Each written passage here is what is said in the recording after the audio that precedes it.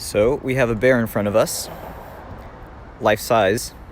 You can see compared to the car next to us, it's a pretty big bear. So let me tell you a little bit about this bear. Well, actually, I'll tell you, it's a grizzly bear.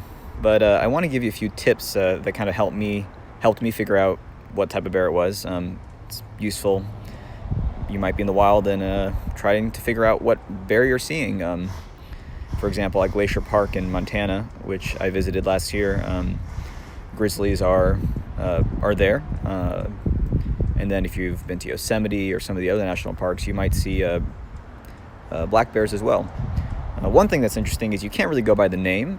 Just because black bears are called black bears doesn't mean they're all black. And in fact, the bears I saw, I remember, were not black. They were brown, even though they were black bears.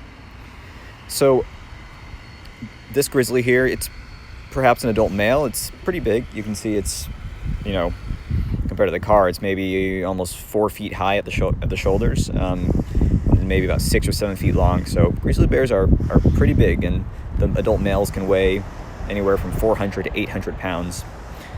A few things that I'll advise you. One thing that I would say is the easiest way for me to kind of tell a grizzly bear is that they have this pronounced shoulder hump. See right here. Now, if you see a black bear, they won't have that.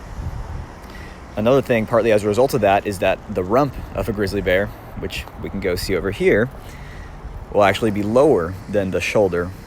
Whereas if you look at a black bear, you'll actually see that their rump, their backside, is actually higher than their shoulder. Another thing that may be a little more subtle until you really get a chance to compare them is the facial profile.